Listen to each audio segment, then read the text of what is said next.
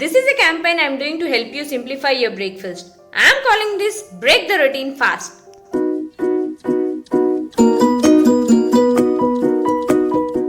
This is the second video in the series. If you haven't watched the first one, here's the link attached in the description.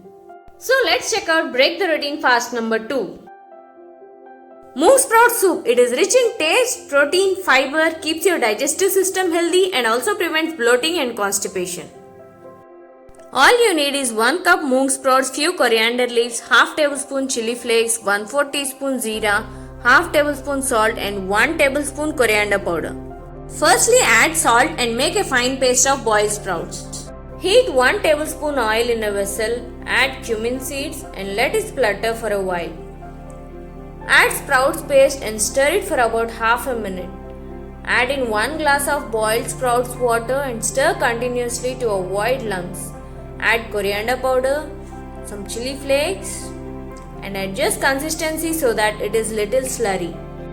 Boil it for about 2 minutes and garnish with few coriander leaves and serve hot in a soup bowl along with bread toast drizzled with honey.